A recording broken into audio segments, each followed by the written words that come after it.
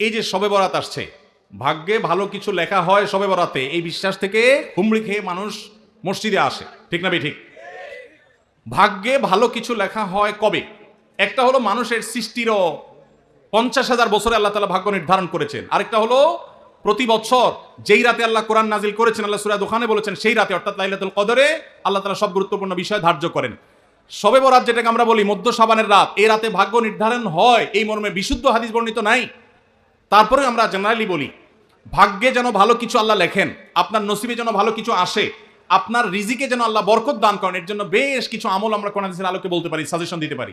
তবে তার আগে আমাদেরকে জানতে হবে যে ভাগ্য সুপ্রসন্ন হওয়া বা রিজিকে বরকত হওয়া বলতে কি বোঝায়। ভাই, রিজিকে বরকত হওয়া বলতে বোঝায় আপনি যা কামাই করবেন এর ভিতরে আল্লাহ তাআলা কল্যাণ দিবেন, যা কামাই করবেন এর ভিতরে বরকত হবে, প্রাচুর্য না, অনেক টাকা না, যা হবে এটাতে কি হবে?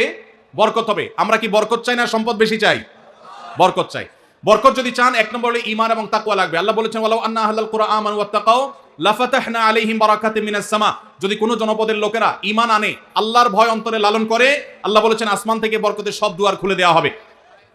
এজন্য ভাই, ঈমান যদি থাকে, তাকওয়া যদি থাকে, গুনাহমুক্ত জীবন গড়ার সংকল্প যদি থাকে, বরকত আসবে জীবনে। নাম্বার 2, ইস্তেগফার বেশি বেশি করলে। আল্লাহ বলেছেন সূরা নূহের মধ্যে যদি কেউ ইস্তেগফার করে, নূহ আলাইহিস সালাম তার জাতিকে বলেছেন ফাকুল তুস্তাগফিরু রাব্বাকুম ইন্নাহু কানা গাফফারা ইউরসিলিস সামাআ আলাইকুম মিদরারা ওয়া ইমদিদুকুম বিআমওয়ালিন ওয়া বানিন ওয়া ইয়াজআল লাকুম জান্নাতিন ওয়া ইয়াজআল লাকুম আনহারা। আল্লাহ নবী নূহ আলাইহিস সালাম বলেছেন আমি আমার জাতিকে বলেছি তোমরা আল্লাহর কাছে ইস্তেগফার করো, ক্ষমা প্রার্থনা করো। বেশি বেশি ইস্তেগফার করলে আল্লাহ তাআলা রিজিকের মধ্যে বারাকা দিবেন, অভাব দূর করবেন, সম্পদে এবং আল্লাহ তাআলা বরকত দান করবেন। তাহলে 2 নম্বর আমল হলো ইস্তেগফার করা, রিজিকে বরকত হবে ইনশাআল্লাহ। নাম্বার 3, শুকর আদায় করা। আল্লাহ বলেছেন লা ইন শাকারতুম লা আযীদান্নাকুম। আপনি কোনো কিছু পেয়েছেন আলহামদুলিল্লাহ বলেন, যা পাইছেন শুকর আদায় করেন, আল্লাহ নিয়ামত বাড়ায় দিবেন। নাম্বার 4, দান সাদাকা করা। আল্লাহ তাআলা বলেছেন ইয়ামহাকুল্লাহুর রিবা ওয়া ইউরবিস সাদাকাত। আল্লাহ সুদকে ধ্বংস করবেন, তবে সাদকা এবং দান এটাকে আল্লাহ তাআলা বাড়িয়ে দিবেন। এই জন্য কেউ যদি দান করে আল্লাহ তাআলা তাকে কি দেন? বরকত দান করেন তার রিজিকে। তারপরে 5 নম্বর হলো আত্মীয়তার সম্পর্ক রক্ষা করা। নবীজি সাল্লাল্লাহু আলাইহি ওয়াসাল্লাম বলেছেন মান সাররাহু আন ইউবসাতা লাহু ফি রিজকিহি আও ইউনসালাহু ফি আসারিহি ফালিয়াসিল রাহিমা। যে ব্যক্তি চায় তার আত্মীয়তার সম্পর্কে, যে ব্যক্তি চায় তার হায়াতে বরকত হোক, তার রিজিকে বরকত হোক, সে যেন আত্মীয়তার সম্পর্কের সাথে সম্পর্ক ভালো রাখে, আত্মীয়দের সাথে অর্থাৎ রক্ত সম্পর্কে আত্মীয়দের সাথে যেন সম্পর্ক কানেক্টেড রাখে, বিচ্ছিন্ন না করে, তাহলে তার রিজিকে এবং হায়াতে বরকত হবে। এবং সর্বশেষ আরেকটা আমল বলতে চাই, সেটা হলো খাবারের ক্ষেত্রে একত্রিত হয়ে বসে খাবার খাওয়া। এই সুন্নত আমাদের সমাজ থেকে বিদায় হয়ে গেছে, আমরা অনেকে জানি না।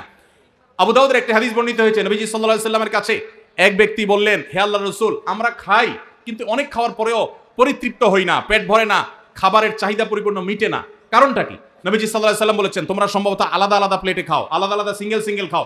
তখন নবীজি সাল্লাল্লাহু আলাইহি সাল্লাম বলেছেন তোমরা সবাই একসাথে খানা খাবে, আল্লাহ তাআলা তোমাদের খাবারে বরকত দান করবেন। একসাথে খানা খাবে এবং বিসমিল্লাহ বলে খাবে, এই দুইটা কাজ করলে আল্লাহ তাআলা তোমাদের খাবারে বরকত দান করবেন। এজন্য ভাইরা, বাসা বাড়িতে এক প্লেটে স্বামী স্ত্রী দুজন আছেন, এক প্লেটে খাবেন, বাচ্চাদেরকে নিয়ে বড় প্লেট নিয়ে খানা খাবেন, এটা সুন্নাত। নবীজি সাল্লাল্লাহু আলাইহি ওয়াসাল্লাম উৎসাহ দিয়েছেন, কিন্তু আমাদের সমাজ থেকে এটা এখন হারিয়ে গেছে, নাই বললে চলে। আমরা সবাই যার যার মতো খানা খাই। এজন্য এই কাজটাও আমাদের আমলে, আমাদের রিজিকে, আমাদের হায়াতে বরকত এনে দিবে ইনশাআল্লাহ। সুদে টাকা লাগায় এমন ব্যক্তি সমাজে বিচার করে, তার বিধান কি? সুদে টাকা লাগায় এইরকম আসামি থাকলে তার নিজেরই তো বিচার করা উচিত, সে আবার কিসের বিচার করবে? মুসলমানদের সমাজে হারামখোররা কখনো বিচারকের আসনে বসতে পারা উচিত না। মুসলমানদের উচিত এগুলোকে সতর্ক করা, এগুলোর ব্যাপারে সতর্ক থাকা। আল্লাহ আমাদেরকে তৌফিক দান করুন। যে সমস্ত মানুষ হারামের সাথে খুল্লম খোলা সম্পর্ক, মুসলমানদের সমাজে কিভাবে তাদেরকে বিচারক হিসেবে ডাকেন? আর ভালো মানুষের কি অভাব পড়ছে এলাকায়? সুদখোর ছাড়া ভালো মানুষ কি নাই এলাকায়? তাহলে কেন সুদখোরকে দিয়ে বিচার করতে হবে? যে আল্লাহর ভয় যার মধ্যে নাই, সে কিভাবে ন্যায়সঙ্গতভাবে বিচার করবে? কিভাবে আশা করা যায়? আল্লাহ আমাদের ভাইদেরকে সবাইকে হেদায়েত দান করুন। যারা সুদের কারবারে জড়িয়ে আছেন, আল্লাহর ভয়ে হারাম থেকে সরে আসুন। আইডি কার্ড ও পাসপোর্ট বানানোর কাজ করা হালাল নাকি হারাম? আইডি কার্ড বা পাসপোর্টের কাজ, অর্থাৎ কারোর আইডি কার্ড পাসপোর্ট লাগবে, সেটার জন্য কাগজপত্র রেডি করলেন, অনলাইনে ফর্ম ফিল আপ করে দিলেন, এসব কাজ করে আপনি ফি নিলেন, এটা জায়েজ আছে। কিন্তু আপনি আইডি কার্ড এবং পাসপোর্ট অবৈধ উপায়ে যেটা পাওয়ার কথা না সেটা পাওয়াই দিবেন, যেটা 10 দিনে পাওয়ার কথা সেটা 5 দিনে পাওয়াই দিবেন, এই রকম করে যদি আপনি অফিসারদের সাথে তলে তলে লিঙ্ক করে ঘুষের লাইন করে আর ক্লায়েন্টের কাছ থেকে টাকা নেন, তাহলে সেই উপার্জন আপনার হারাম। কথা কি বুঝাতে পারছি? একটা হলো যে আপনার একটা দোকান আছে, কম্পিউটার দোকান আছে, নেট সার্ভিস আছে, আপনি অনলাইনে ফর্ম ফিল আপ করে দিলেন, কাগজপত্র আগে জোগাড় দিলেন, এটার জন্য ফি আপনি 2000 4000 আপনি নিতে পারবেন। কিন্তু আপনি ক্লায়েন্টের কাছ থেকে অতিরিক্ত টাকা নিয়ে ওই পাসপোর্ট অফিসার এনআইডি কার্ডের ওই অফিসারে আপনি ঘুষ দিলেন, দিয়া আপনি কাজটা করে আনলেন। এই ঘুষের কারবার করে অবৈধ কাজ করলেন, দেরির কাজ আগের করাইলেন, লাইন ব্রেক করাইলেন, নানামুখী যে শয়তানিগুলো আমাদের দেশে হয়, অবৈধ কাজ হয়, এগুলোর জন্য যদি টাকা লেনদেন করেন তাহলে আপনার এই ব্যবসা হালাল হবে না। সর্বশেষ প্রশ্ন, আকিকা না দিলে কি শিশুর বিপদ কাটে না? আকিকা না দিলে শিশুর বিপদ কাটে না এমন কোনো কথা কোরআন হাদিসে নাই। তবে আকিকা দেওয়া এটা গুরুত্বপূর্ণ একটা আমল। আল্লাহ কাউকে পুত্র সন্তান দান করলে 2টি ছাগল, আর কন্যা সন্তান দান করলে 1টি ছাগল জবে করা, এটা নবীজি সাল্লাল্লাহু আলাইহি সাল্লামের সুন্নাহ।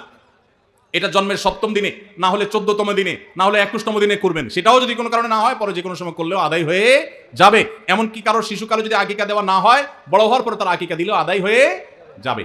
এই আকিকা এটা না দিলে যে বিপদ কাটে না এরকম কোনো কথা নাই। তবে হ্যাঁ, বিভিন্ন হাদিসে নবী সাল্লাল্লাহু আলাইহি সাল্লাম বলেছেন, কুল্লু গুলামিন মুরতাহানুন বিআকিকাতিহি, বাচ্চার এটা আকিকার উপরে সে অনেকটা ডিপেন্ডেন্ট থাকে। এই হাদিসের ব্যাখ্যা অনেক মুহাদ্দিসরা বলেছেন, আকিকা না দিলে, আকিকা দেওয়ার ফলে সে বিভিন্ন ক্ষয়ক্ষতি থেকে বেঁচে থাকতো। অনেকে বলেছেন শয়তানের কুমন্ত্রণা থেকে বেঁচে থাকে আকিকার মাধ্যমে, এটা থেকে সে আর বাঁচতে পারে না, ওই ক্ষতি তাকে স্পর্শ করার সম্ভাবনা থাকে। তবে কেউ আকিকা দিতে পারলো না, অন্য কোনো আমল করলো তার সন্তানের জন্য, আল্লাহ তাআলা তাকে সেভ করতে পারেন। এমন কোনো কথা নাই যে আকিকা না দিলেই তার সন্তানের বিপদ কাটবে না। তবে আকিকা দেওয়া উচিত, এর মাধ্যমে সন্তান নানাভাবে উপকৃত হয়, নানাভাবে সেভ থাকে, নিরাপদে থাকে। আল্লাহ আমাদের যাদের সামর্থ্য দিচ্ছে তাদেরকে আমল করার তৌফিক দান করুন।